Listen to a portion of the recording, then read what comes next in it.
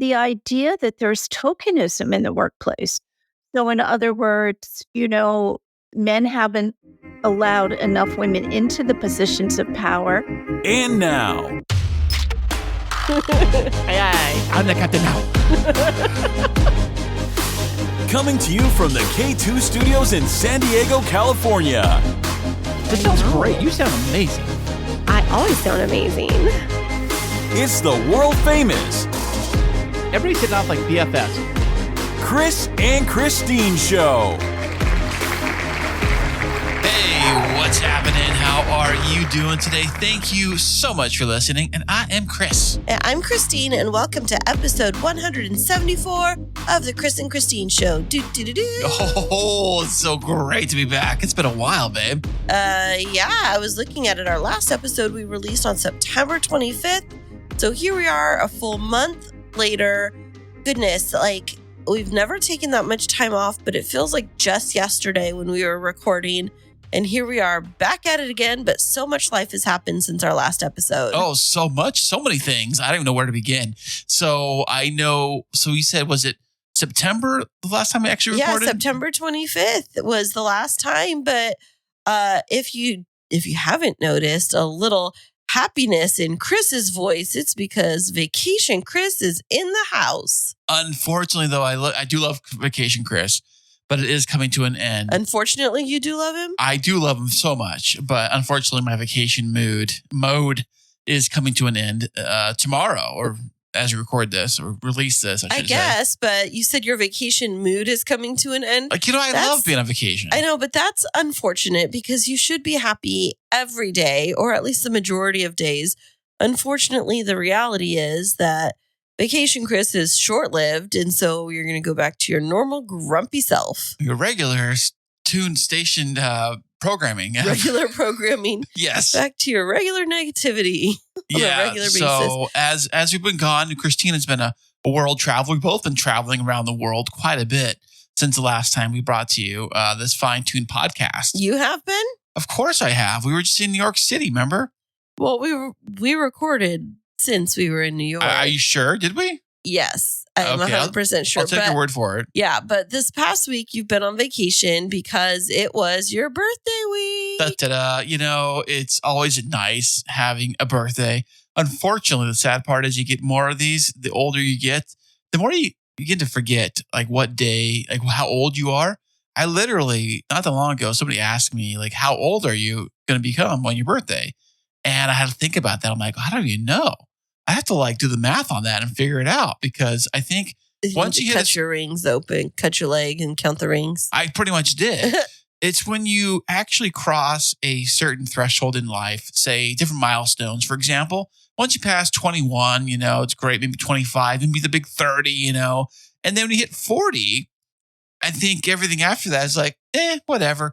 Maybe 50, 60. But other than that, I don't think they mean as much as when you hit 16 or 21. You know what I'm saying? Maybe, but you did have quite an eventful week, right? Oh, yeah. We went out of town again. I know. I've been I think this year I've traveled more than I have my entire life, ever. This is 2023. So Kristine booked us a nice little hotel, a amazing hotel on the beach in Huntington Beach. I forget the name of it, but it was so cute. It was called the Shore Break by Kimpton. Nice. It was very awesome. And the coolest things is that Kristine found out that it actually had a turntable machine inside the hotel room, and in the lobby, they had all these lists of records you can check out. And so you'd have to bring your record back and exchange one for one. And I found the original No Doubt album, and I was cranking that all day in the hotel. That's really fun. Yeah, they had so many fun little touches. It really was a throwback to old school Cali kind of vibe where, you walk in and it's very, very nice. It was upscale a bit, but it wasn't overly fancy. It was an upscale beach resort. But all these little touches where it kind of felt like a throwback to the 70s and kind of Art Deco. And I really liked it.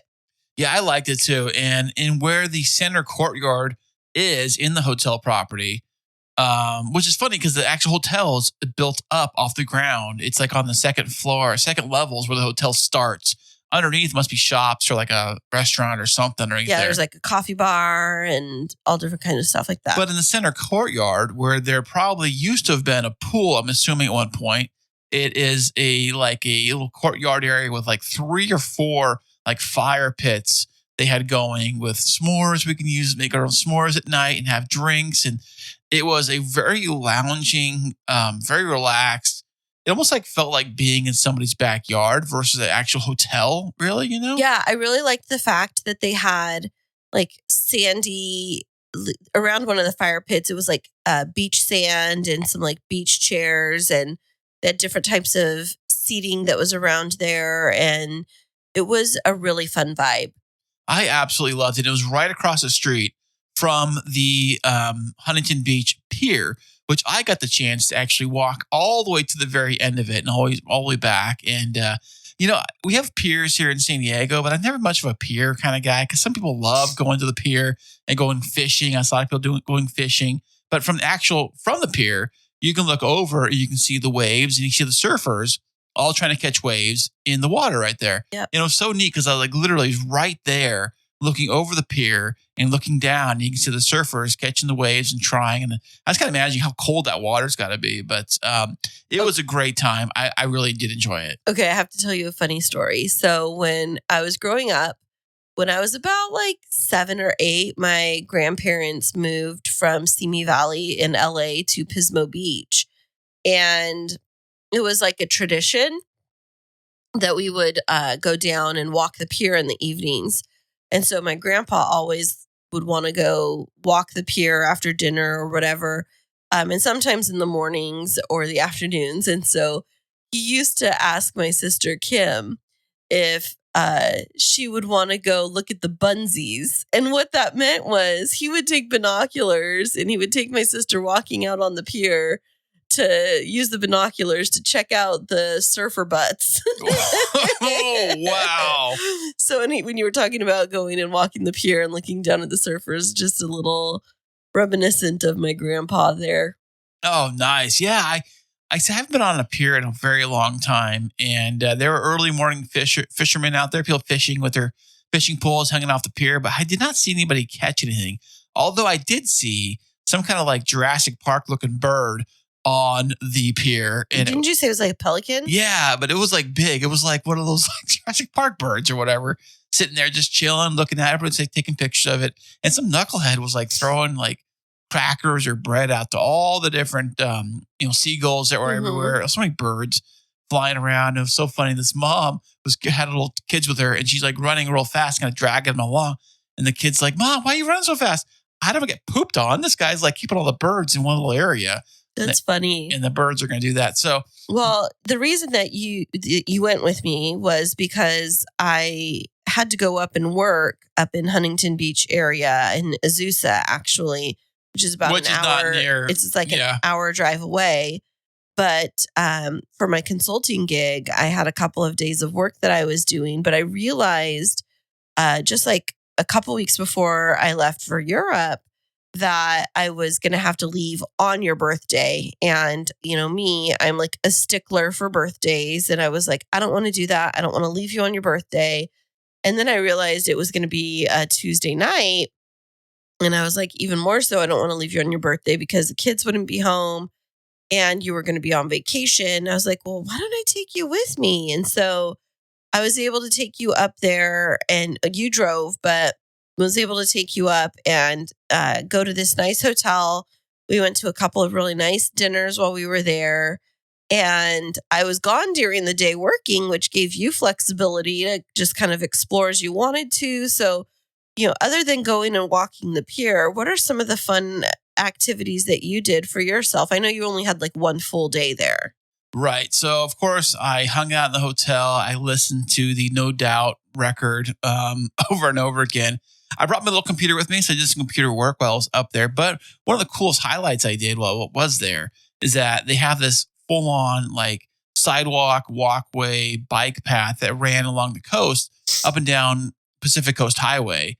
And they're right by the beach there. And they had a bike rental shop there, So I'm like, while I'm here, I'm going to do that. I'm going to go rent a bicycle.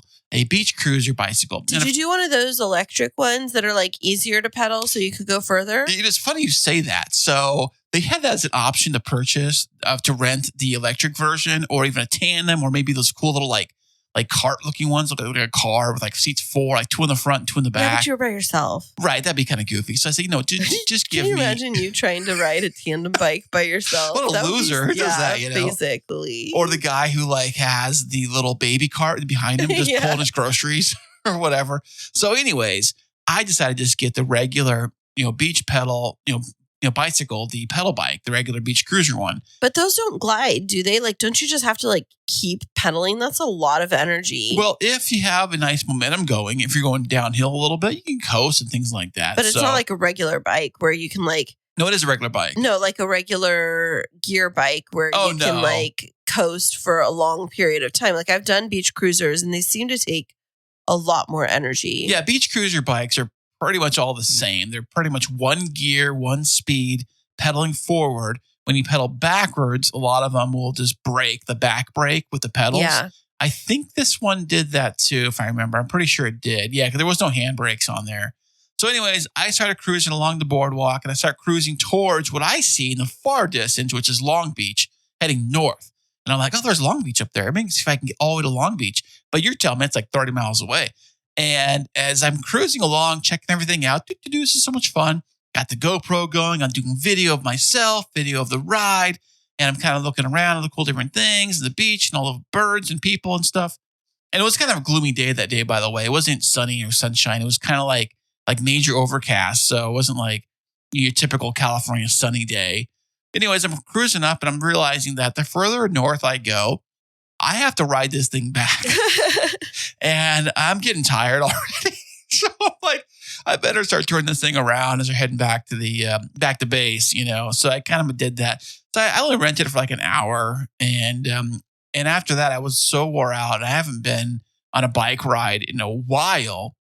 Although I used to go all the time. I used to take the kids down to Mission Beach and ride the boardwalk with bikes and skateboards all the time. But it's just like anything. If you haven't done it in a long time, muscle-wise, your muscles are like, wait a second, we haven't used that gear in a while. Well, I mean, you are approaching 50. Excuse me. See, I always forget what it helped. Stick that in there. That is true. That is true. Oh, hey, speaking of which, speaking of being 50, I didn't tell you this. Well, the day that Mason was playing baseball on the game that he was pitching, his first time pitching in Alpine, there was this old guy that was there. I don't know who he was or who he was with, but he looked so old, riding a skateboard, doing all these tricks. And he had like his hat sideways and he was wearing kind of like the baggier clothes. This dude, he looked like he was like 55. And It was probably Tony Hawk. No, I mean, he looked old, looked like his dad. So this old dude was there. Shout out old dude. And I was like, man, if he still got it, he can still do that, then I can do it too. That's kind of how I look at it. But you're saying this guy looks so old that he looked like he's 55, honey. You're only a few years away from that. Like, that's not that old. Maybe you were thinking he looked more like he was 75. It's possible. I mean, he definitely did look fairly older, And what got me, though, is that he's like acting like he's like 22 years old, on a skateboard, doing all these tricks and skating around on the sidewalks and so stuff. So basically you saw yourself in the future? I did. I got to get some Only problem is that I was kind of afraid this guy was doing tricks on the skateboard. I'm like afraid the older you get, the more brittle your bones get. And I'm afraid this guy falls. He wasn't wearing any gear, It'd be like skeleton cracking. It was like we drop a bunch of toothpicks on the ground and they all just go everywhere. Well, I'm glad you had a really good time. On your birthday itself, we got there into Huntington Beach around 5:30. I did have to work that day. And so I just had my last meeting early enough that we could get on the road a little bit earlier. And we met up with my boss from my consulting gig and her husband. And we all went out to dinner at Duke's in Huntington Beach. So shout out to Duke's. We love that restaurant. And there's one in San Diego, well, in La Jolla as well. So we ended up being able to have dinner at Duke's. And the second night that we were there, we had dinner at a place called Sandy's. And it's just downstairs from Duke's, but it's just right off of the sand overlooking the beach. So both nights, well, first night we didn't really get to see the sunset, but the second night we got to sit and watch the sunset. And we just had burgers by the beach and daiquiris. And it was a really nice way to end the evening, even after I was really tired from working that day. It was a really nice little getaway. And I felt like refreshed when we came home. Oh, yeah, definitely. I definitely did. You know, I was kind of worried that this whole entire week, birthday week, it would just be another staycation, another just kind of hanging out. And then in fact, find out you were going out of town. Like, gosh, I'm here by myself on my birthday week, my vacation. I never said that I was going to leave you. I know. But the thought did cross my mind that what am I going to do come birthday week? When I'm not the center of attention. But I'm not this. Thank you. Well spoken, buddy. Thank you very much.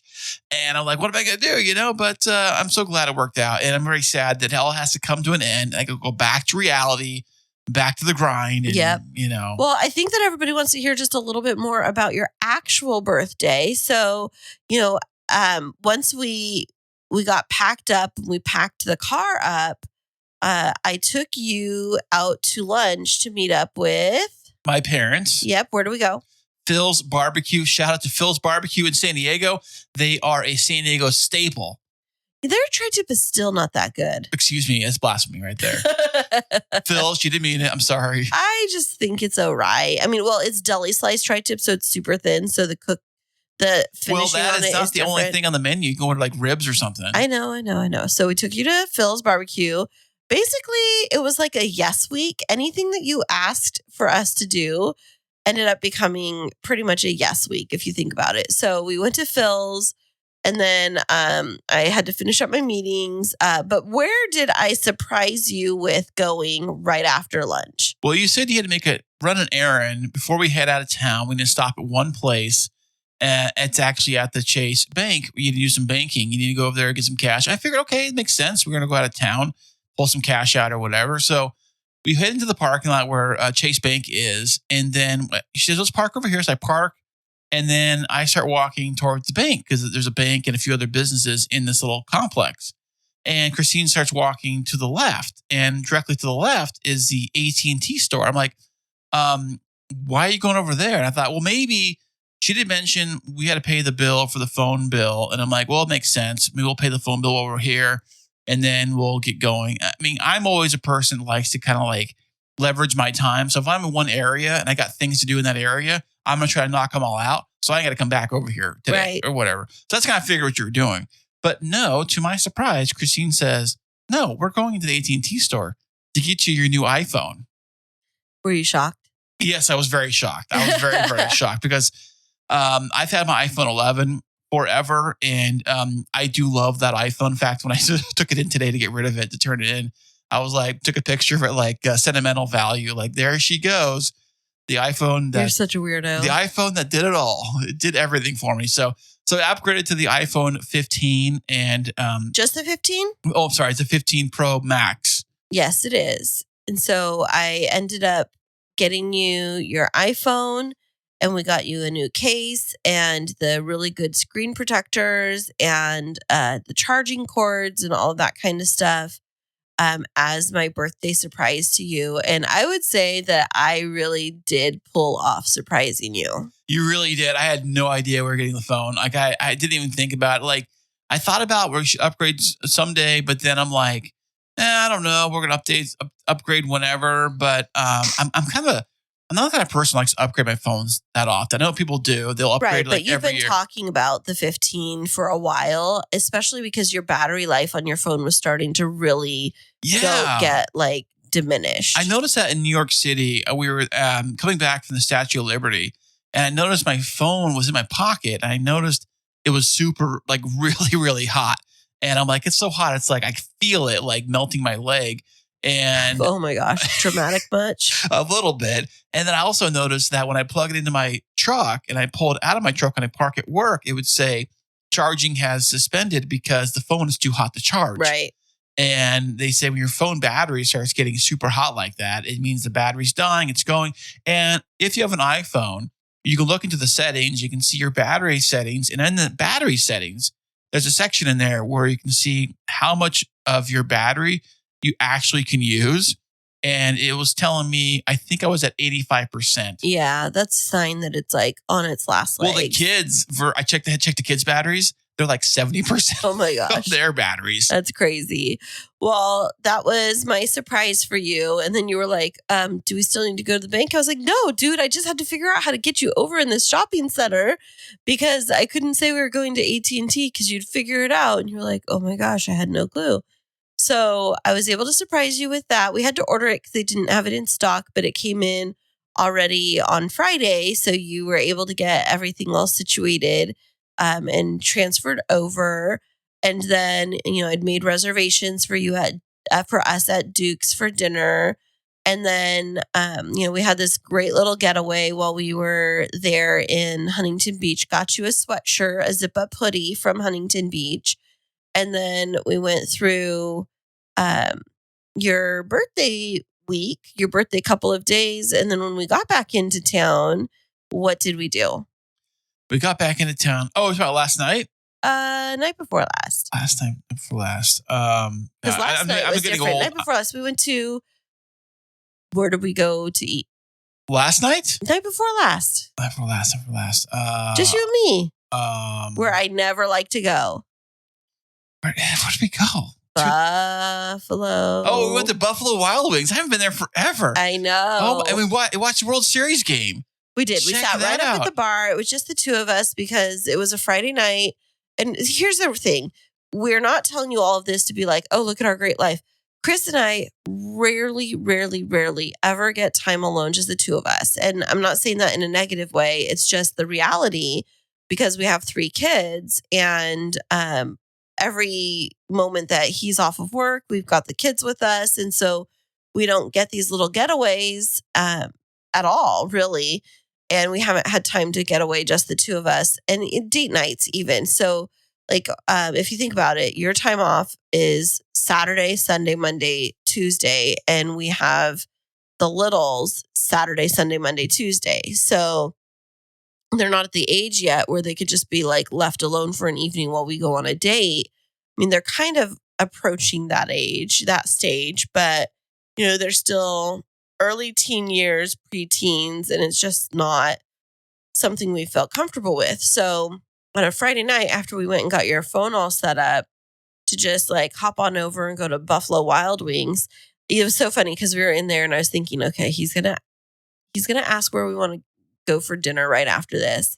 And I knew just like 3 blocks away was the Buffalo Wild Wings. I'm like, okay, Kristine, mentally prepare yourself. It's loud and obnoxious in there, but he loves wings. And if he asks, we're just going to do it. And so you were like, hey, babe, what do you want to do for dinner? I was like, I don't know. What sounds good to you? And you go, Buffalo Wild Wings? I was like, sure. You're like, really? Like, yeah. You're like, are you sure? Are you like for real? Like, yeah, let's go. Well, you're like, we could go somewhere different. I'm like, Kris, I already said yes twice. Let's just go. Well, it's just like anything. If it's in this certain area, I'm going to try to think in my head, like, what are the places to eat at that are in this location that are pretty much you can walk in, sit down, there's a waiter, comes to you, more like a restaurant than like McDonald's. I know those places too, but when I think of like going out to dinner, I usually don't think of McDonald's, Jack in the Box. I don't think of that. I think of like a sit down restaurant. Right. And in my brain, I'm thinking like which restaurants are in this vicinity that are any good and ones that we probably haven't been to in a while. Yeah, absolutely. So we went there. We had a fun date night out. And then to our surprise on Saturday morning, when it was time to get the kids, we found out that Jacob, our middle child, was going to stay back at his mom's house to help her out with his youngest brother because both of his other parents had to work and they needed somebody to watch the little one. So we just got a little mason jar and we decided to have a little adventure last night. And we took Mason for the first time to the drive-in movies to see Hocus Pocus because it's almost Halloween. And it was so much fun. And he even said, He was like, this is way better than the regular movies because it's like you have a bed right here. So we made out of an Explorer. We laid down all of the seats in the back. And Kris and I are too tall to be able to sit in the back and look through the back of the car. Like it just set up too high. So we weren't able to navigate that. So we flipped the car around and we sat in the driver in the passenger seat. And then little Mason, we had this whole like fluffy bed set up in the back where he just like laid there, ate his popcorn, drank his sodas, and got to watch Hocus Pocus with us and said that it was so fun. It was hard to convince him at first to go. And I was like, trust me, it's really fun. And then we went and he was like, this is the best. So it's been a really fun week. It's been a very, very fun week, and I'm sad to see it go, but we have to move on. Absolutely. But it just like goes to remind us the importance of quality time and spending time together, really making time for family. And it's just been such a great couple of days. And especially after I'd been traveling for so long, I had been in Europe doing stuff for weddings and then had been traveling for work stuff. It was really nice to just reconnect. And now I'm officially on break from wedding season until December. What? I know. This whole weekend I've just been like sleeping and recovering because tomorrow I go to work to meet my new work team for my new job. What? A new job? I do have a new role in my same organization. There's been a lot of changes happening, but I'm going to go and meet my new team tomorrow. And we're starting the process of the transition over to this new team. And officially it's happening in January, but because it's a completely different group than I have worked with before. There's some people that have been part of teams I've been on before, but I was selected to be part of this new initiative, this data initiative. And so, I found out that I'm going to be leading my own team as part of it. And, big things are coming. So we'll just, stay tuned to hear more about that. Ooh, so exciting. Big things, Kristine. I know. And speaking of big things, we have a fantastic guest on this week's episode, an author who's going to share with us about her new book that is out and available now for you to pick up. And we're going to be back with her right after this. Are you in the middle of wedding planning and feeling overwhelmed? There's no need to fret, my friend. Kristine Smith Designs is here to rescue you. Offering wedding planning, coordination, and wedding floral design services, let us help relieve your stress and make your wedding day dreams a reality. Visit us at KristineSmithDesigns.com. That's KRISTINE SmithDesigns.com and request a free consultation. You'll be so glad you did. And welcome back, everybody. Today we have another fantastic VIP guest. She is an author talking to us about her brand new book. Welcome to the show, Susannah Marren. Thank you, Kristine. So glad to be here. Tokenism in the workplace. We're so excited to have you on the show, words, Susanna. So where in the world are you joining us from today? Enough women into the positions of power. Connecticut, and if you're female, and then are you guys still having a really blistering, humid summer still over there? No, what we're having is a very humid summer, but the temperature has gone down. There was a brutal week or two, really shockingly hot. Oh, yeah. Chris and I just got back from the East Coast. He's actually sitting across from me wearing his Manhattan shirt right now that we picked up at one of those I Love New York stores. But we definitely got to experience the humidity and an East Coast summer storm, which was something we'd never experienced before. And the humidity, oh gosh, you could taste it. It was so thick. Well, if you're on the West Coast, you're not used to it. I mean, and the world changes. I mean, that's a whole other conversation, but you really do sense it. I mean, I've been on a book tour in the Northeast, and everywhere I've gone, I mean, I went to a few bookstores where the bookstore owner said, you can't sit outside to sign book. They always put you on the sidewalk in the summer. They said it's just too hot. No one will stop to talk to you. So, it's been an air-conditioned summer. Yeah, I guess it's kind of like if you were touring during the middle of winter in, say, Minnesota, you'd probably be inside the mall or something, inside the whole time. Right. So, climate affects us in all ways. But I'm really happy to be on your show and can't wait to hear what you think about Maribelle and her sisters. Oh, yeah, definitely. We're excited to chat with you. I have only met a couple of authors in my experience, and I'm always so fascinated by individuals that can write books. I just think it's super interesting that you can come up with differing perspectives and different voices. But we'd love to hear a little bit about your journey as an author, Susannah. How many books have you written, and what's your inspiration? Well, I always wanted to be a writer since I was a kid. And the inspiration, well, I'm always and have been these long years, because this is my 17th book. So long years of writing where I've been intrigued by how women are positioned in society. So for my nonfiction, I've written 13 titles looking at women in terms of how they truly feel. So I've written a book, 3 different studies on the role of wife under my real name, because Susannah Marren is my much prettier pen name. So under my real name, Susan Shapiro Barash, I wrote 3 books on the role of wife, a book on mothers-in-law and daughters-in-law, a book on mothers and daughters called You're Grounded Forever, but First Let's Go Shopping. You're right. I like that title myself. A book on female rivalry called Tripping the Prom Queen, a study on female infidelity that actually became a podcast this past winter. And the book is called A Passion for More, and the podcast is called She Wants More. That makes Wow. sense. Well, it sounds like you like to look at many different dimensions of who we are as women and how we operate in the world. I find it particularly interesting since I am one of 4 girls, no brothers in my family. And growing up, I've always been interested in this like competition between women. And I don't know if you're familiar with the book Queen Bees and Wannabes and like this mean girl mentality. Is that something that you've researched? Well, yeah. In fact, for Tripping the Prom Queen, the author of Mean Girls and Wannabes uh, gave me a quote, Rosalind Wiseman, and I'm very interested in her work. And I've been a gender professor for over 20 years at Marymount Manhattan College. So, always looking into how women treat one another in a patriarchal culture. And also, since you're one of 5 sisters, is that what you said, Christine? One of 4.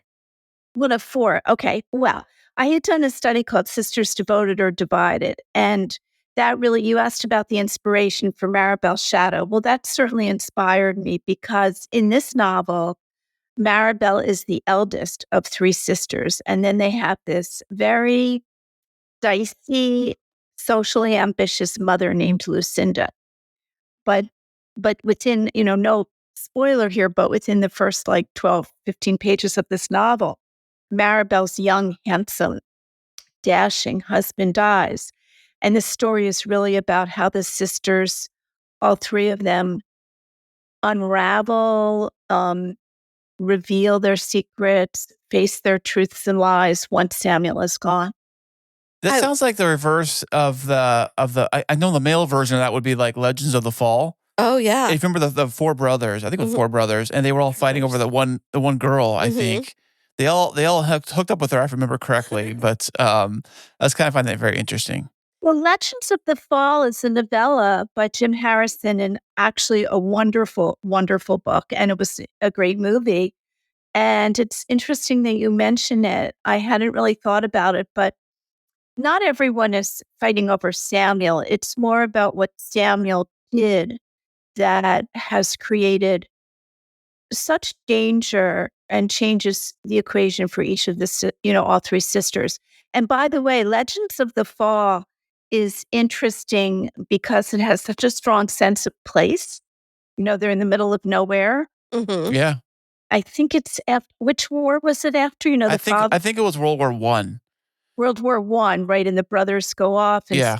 and the brother Samuel, his name is Samuel. Now that I remember, it doesn't Look come at back. that. Coincidence. Yeah, what a coincidence. I love the name Samuel. But in that family, first of all, it's a very patriarchal family. So you're right about I like what you said, Kris, about the flipping it. Because as I remember that novel, the father is so patriarchal, whereas Lucinda, the mother in this novel, who's kind of scary at times, no spoiler here, is so matriarchal, but the power really comes from the parent and their expectations of their children, which I think is an ongoing theme in American society. But who are we? Sometimes we, in my novel, I'm really looking at who each of us really is once we're put to the test. Everything goes along very smoothly for this family, and they come from nowhere and they've created a wonderful life in Palm Beach for themselves, very fancy, and the mother really cares about who's who, but they've left a lot of secrets behind. And as in most cases, especially in books and movies, there's this inciting incident, meaning Samuel dies. Mm-hmm. And Maribelle has to ask herself not only who was Samuel, but who is she? Who are we to marry these men? Who are we as sisters? What's loyalty? What's betrayal? So those are all the themes of the novel. And it really sounds like it plays into this phase of popular culture that we're in right now, where whether it's through shows like The Kardashians or Selling Sunset, that people are really fascinated with these inter-female dynamics, whether it's, looking at the evolution of friendships, how rivalries pop up between women, sisters, and when they're getting along and when they're not. What do you think is behind that move in popular culture to really kind of dice up what inter-female relationships are like? What's the motivation behind it?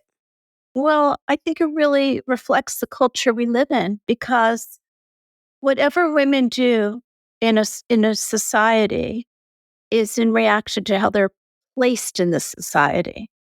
So and this goes back to my study, Tripping the Prom Queen, and also a book I wrote on female friends called Toxic Friends, where we're taught by our mothers, by our mentors, by society at large. Yeah, the Kardashians would be included, pop culture, that there's not enough pie, that we live in a limited goods society when we're female. And there's this really, I think, miscommunicated message. I mean, I think it's the wrong message if women will ever have agency, that if she gets it, you don't stand a chance. As if, like I said, there's not enough pie. Your friend is getting married, you're jealous. Your friend is getting divorced, you're jealous. Your friend is pregnant, your friend is moving. Your sister married a more successful guy, your sister has a better career. So, I put this book in a society, a particular society, Palm Beach, which is, for people who don't know it, I chose it very specifically because it's a place of luxury, materialism, and we all live in a capitalistic society. Mm-hmm. The message is if you have money and looks and a great home and great clothes and jewels, you have it all.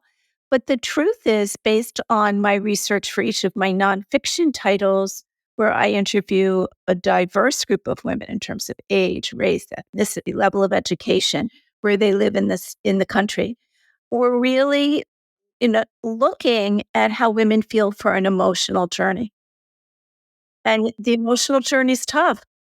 Yeah, that makes a lot of sense. Now, is this unique to the United States, Susannah, or do you see this prevalent in other European cultures? I guess I'm just wondering, is there a model where there's not as much kind of clawing at each other to make it to the top?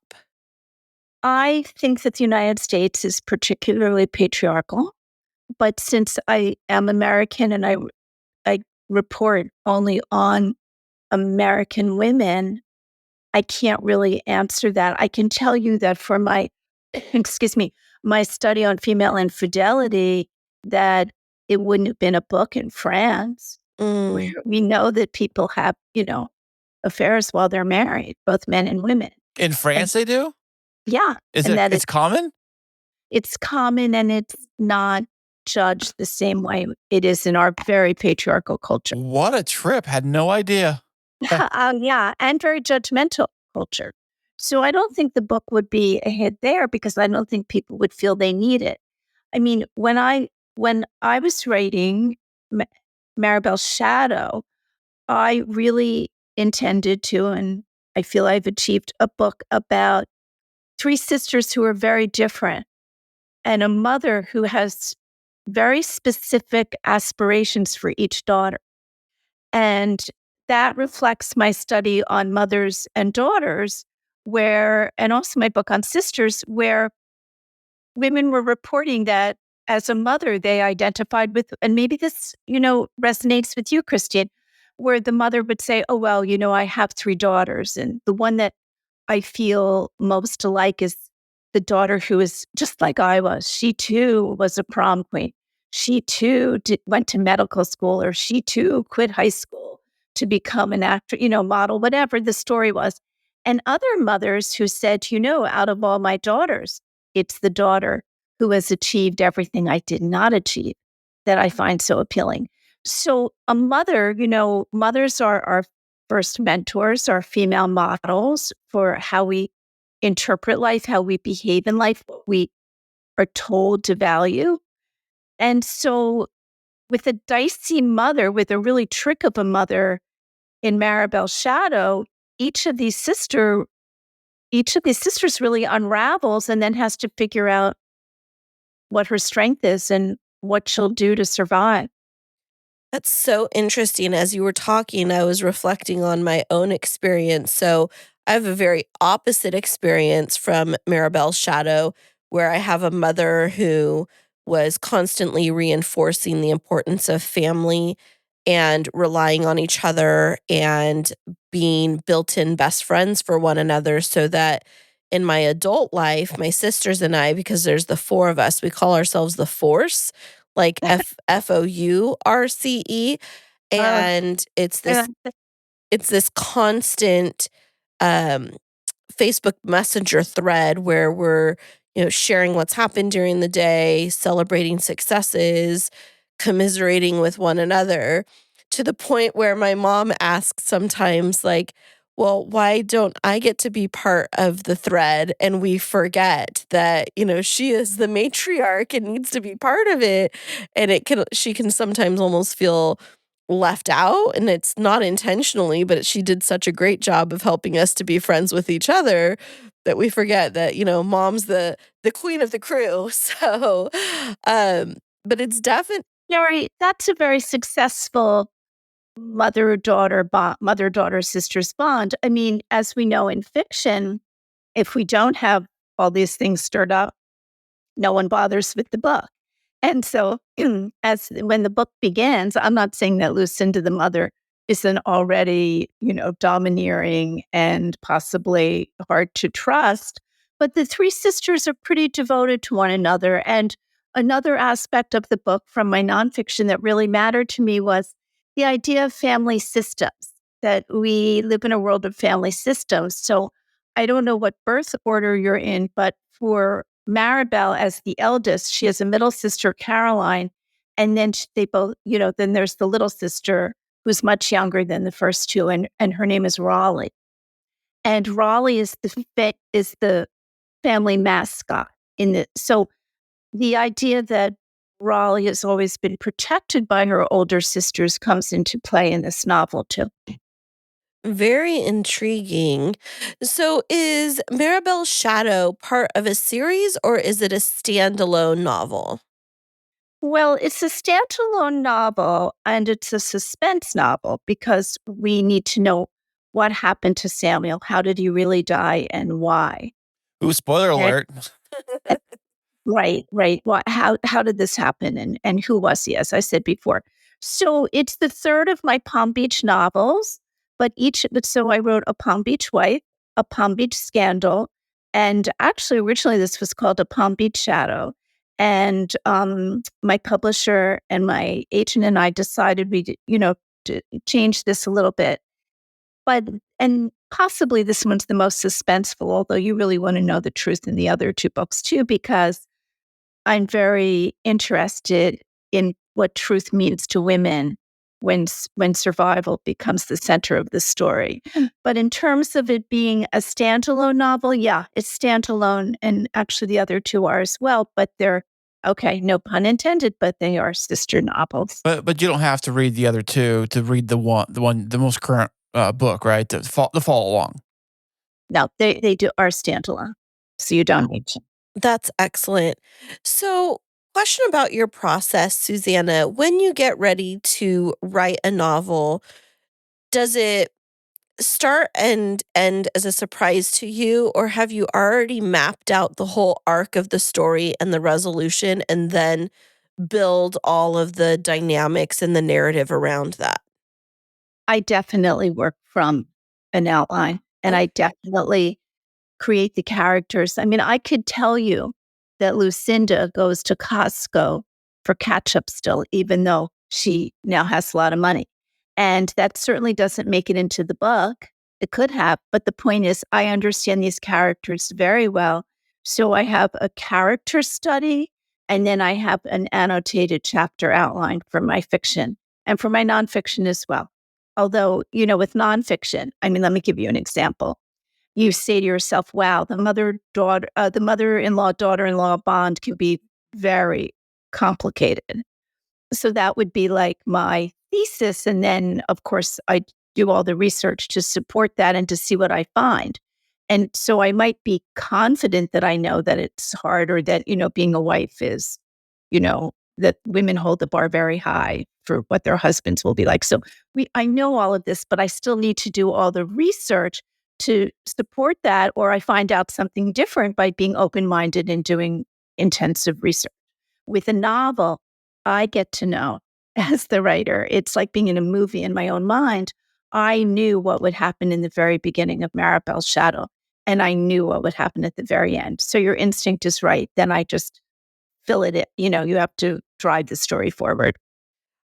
Thank you so much for being transparent about that process, because for those of us that are on the outside looking in, that have, dreams of one day writing a book, there's not a lot of people that talk about the behind the scenes work that goes into writing a book. All you know is magically somebody's published a new book and they're celebrating it, especially a person like you who has written so many books.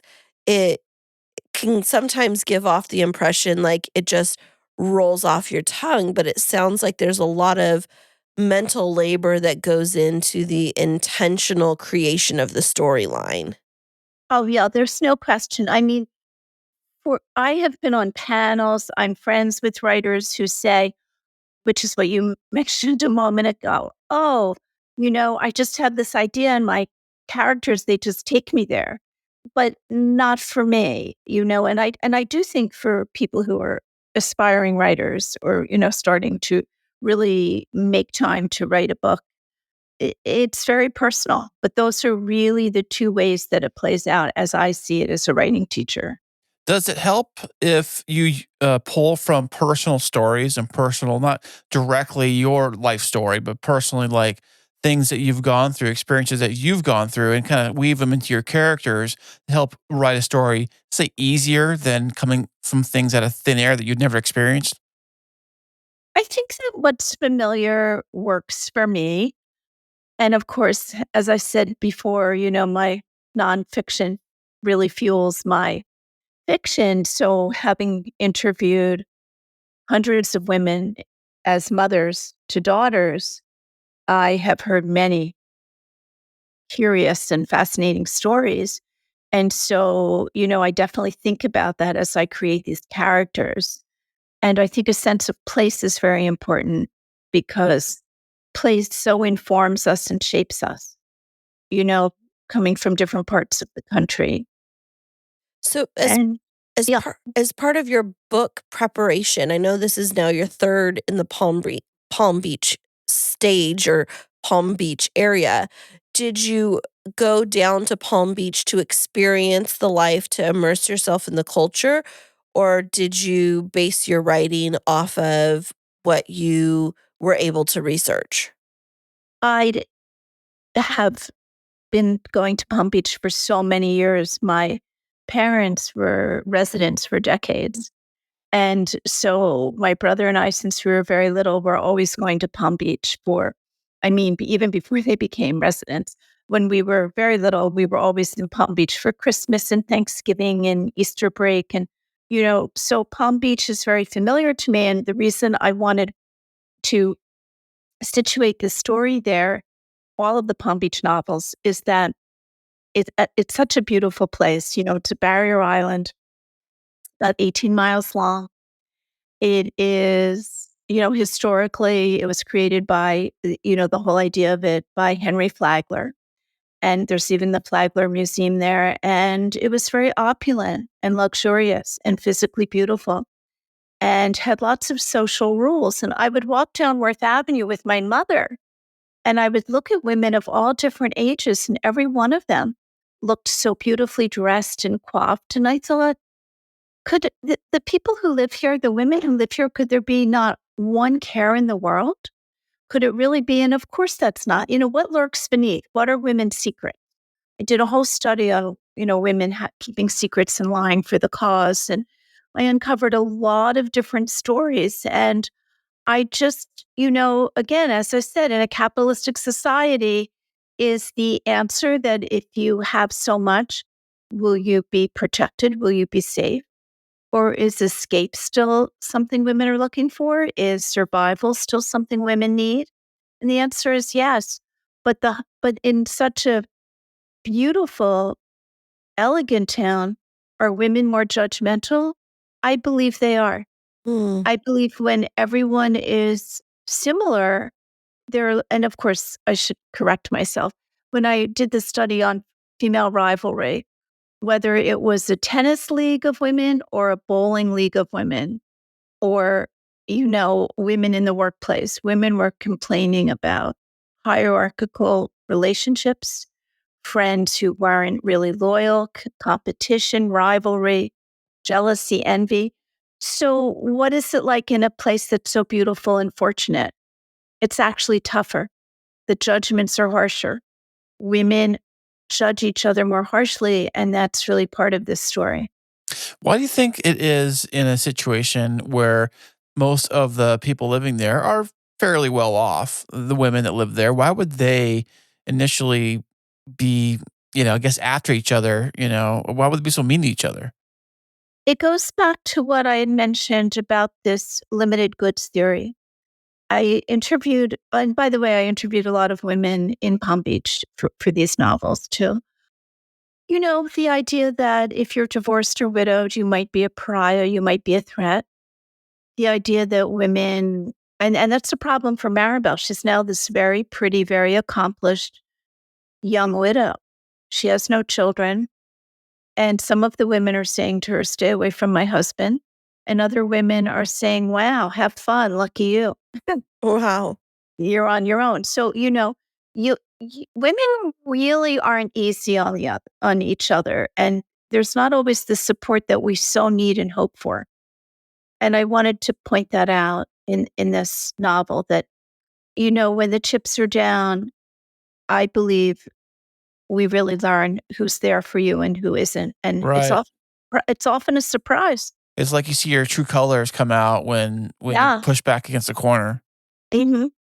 But yeah. It's interesting that you're bringing this up, Susannah. When I was finishing my doctoral research, my study was around the underrepresentation of Latinas, so women of Latin American descent in upper levels of management. And I uncovered quite a bit of what you're alluding to, which is the scarcity mindset of, there's only room for one or a few at the top. And having school district leadership where there's a token female in the room, it kind of plays into that where, men are in positions of power. And instead of the women getting angry at the men for the society that they've created in this way, start to look at each other to sometimes tear each other down or not be as supportive or withhold information from one another so that they can get a leg up. And it can be so toxic. And when women start talking about it, it's nothing that they've intentionally gone after, but it's almost like a Darwinistic approach to, the survival of the fittest. And it's very interesting that you bring that out in Maribel's Shadow in terms of like the dynamics of women and the relationships in this kind of upper echelon of society. Yes, that it's so pervasive that it really doesn't matter if you have some gorgeous house and, the best wardrobe in town.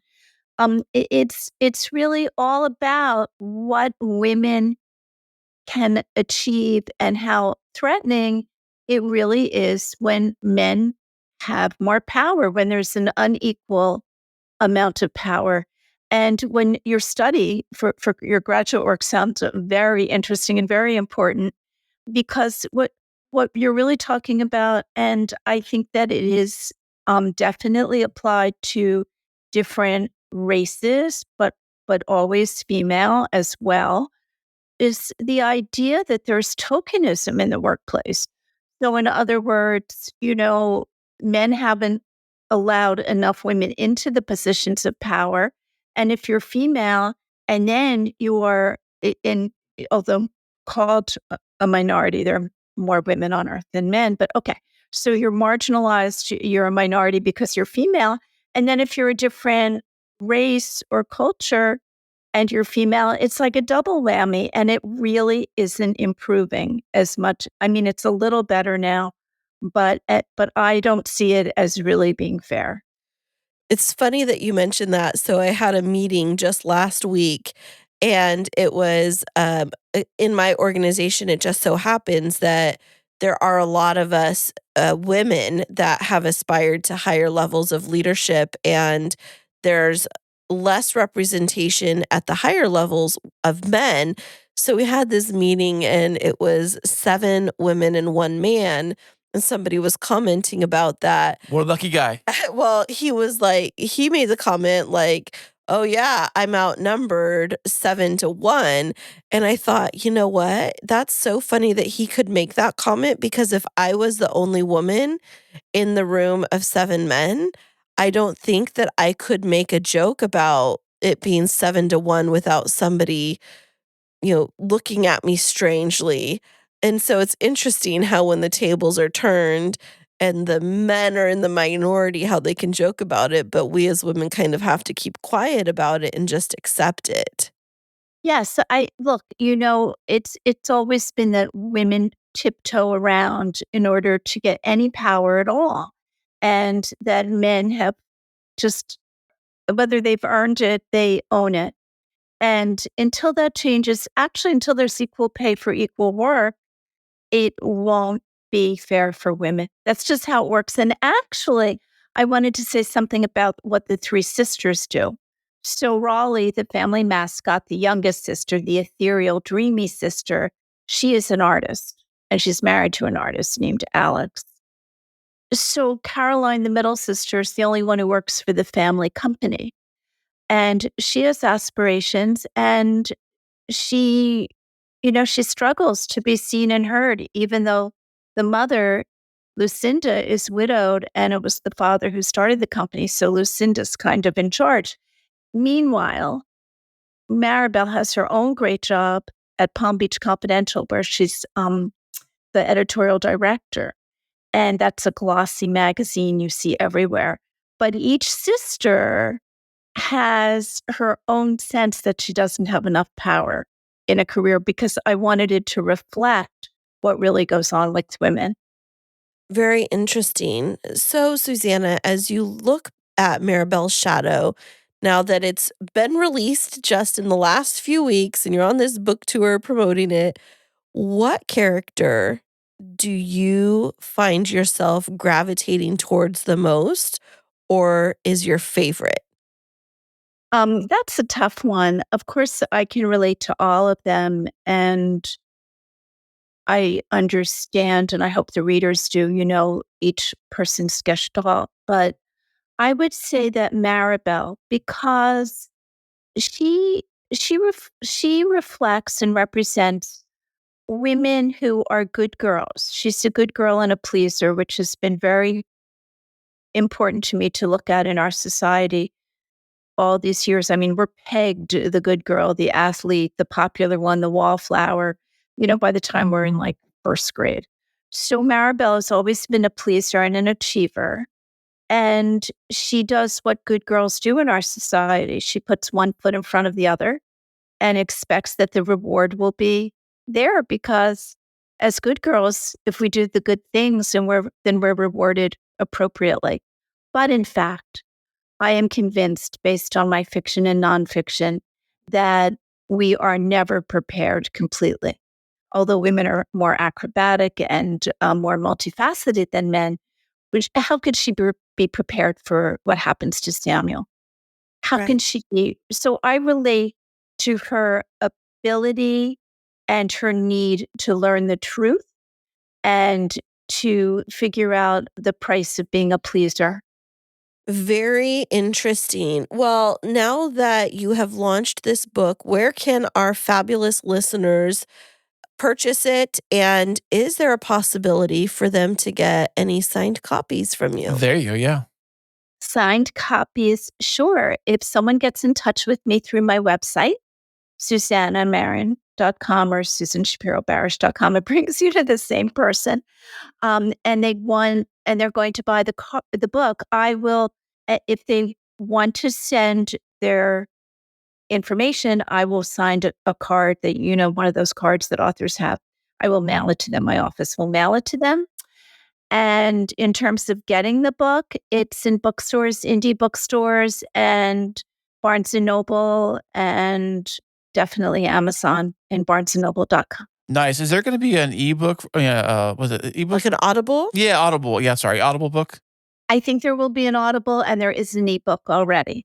Nice. Awesome. Yeah, I was looking up all of your titles and reading about them, and I'm getting ready for a European vacation in just a couple of weeks. And Lucky. I know. And as I was reading a bit about Maribelle's Shadow, I was thinking this is exactly the kind of book that I want to take with me on vacation, because I devour books. And my favorite author when I was growing up was Mary Higgins Clark, where it's kind of like this mystery, but it's also, there's always the female protagonist, and you just kind of get into the story. And I feel like I would definitely enjoy your books. So thank you for writing them for the world. Thank you so much. Well, this definitely has suspense, so I hope you will take it on your trip and learn what happens. Absolutely. As long as it doesn't have to do with like female travelers getting killed overseas, I think I'll be good. Or snakes on a plane. Snakes on a plane. Yeah. Well, it's not anything like this. Well, for our listeners, we're going to put all of the information regarding where you can learn more about Susannah Maribelle's Shadow, as well as her website, and how to get in touch with her if you want to get a signed card to go with that fantastic brand new book when you purchase it. And we just want to say thank you so much for being on our show, Susannah, as part of your book tour. Any last words for our listeners today? I just wanted to say to you that your questions were great, and it was a treat to be here. Enjoy listening to podcasts and ever wonder, can I make a podcast? But it seems so complicated, and good audio production can take time. What if there was a way to create an amazing podcast easily? Well, now there is. Introducing Podcasting Made Easy from Podtastic Audio. My production team will handle your entire audio production, allowing you to be the star of your show. This is Podcasting Made Easy. How easy? Well, so easy, you don't even have to press record. Now that's easy. Your listeners are waiting. Let's deliver. Sign up for a free strategy call today at podtasticaudio.com/easy. You know, that was so great for Susannah for stopping by the show today. Absolutely. I really loved hearing about her approach to writing her book and character development. And, I never thought about how much behind the scenes work goes in to creating these personas that you have to develop to be able to really write about them in a book. Like, okay, I guess like if you think about it like this, J.K. Rowling wrote Harry Potter. Like she had to build a backstory and an understanding, like know what Harry Potter looked like, where he went to school, what his likes and his dislikes were, all of these different dimensions of, And don't forget the of his world personalities and all of that stuff. and the world that she built around Harry Potter. Because that's not a normal world. It's right. But I'm just talking about in general with authors, like what they have to go into for character development. And I wonder if that's the same for like people that write TV shows and things like that. Like you and I were really into Suits right now. That's our show that we've been watching on Netflix pretty religiously, right? And it came out like, I don't know, 10 years ago Yeah, or whatever. but we're into it. But if you think of Yeah. like Harvey, like the main character, Harvey or Mike Ross or Jessica Pearson, and you think about like their backgrounds. First of all, we don't know a lot about Jessica's background. We do know a bit about Harvey. We might find out later. I don't know. I know, but that's the thing is, I wonder if the creators of the show did this whole like background of Jessica, because they have to have depth to the characters, I right? wonder when it comes to a television show, they have such a long span to really kind of tell the story or tell the backstory. Like a lot of shows will do this. You get jumped into the show, you kind of get quickly introduced to the different characters, and then throughout the different seasons, they'll do like a backstory of how they started or how they became who they do you are. think that they did that all at the beginning, or it's like as it evolves, they add more to their character? They probably have kind of like the basics of like this person is this kind of person and they are this, but then we kind of like peel the onions back and the writers probably have some basic ideas, but to go into more depth, that's when they probably come out with it a little bit later. Right. But Susannah was saying in her approach when she was developing the characters that she has to know like everything about them, and that she has all of this work on the front end where she's creating these personas and the intricacies of who they are and why they act in a certain way. And I just found it very fascinating. I think that I would struggle to be a fiction author for that reason. I think I would get too caught up in the details of the character that it would lose the story.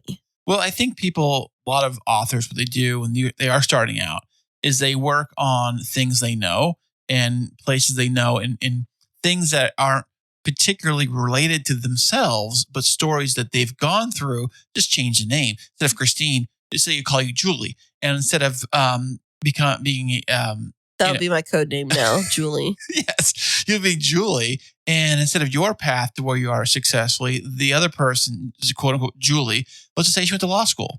And let's just say she worked in New York City. And let's just say she lied about being a lawyer. And then this other person who was actually doing Suits. All right. Anyways, the point being, I very much admire what Susannah does. I don't know if I could do it. I think I could write a nonfiction book. I think I could stay factual and do the research.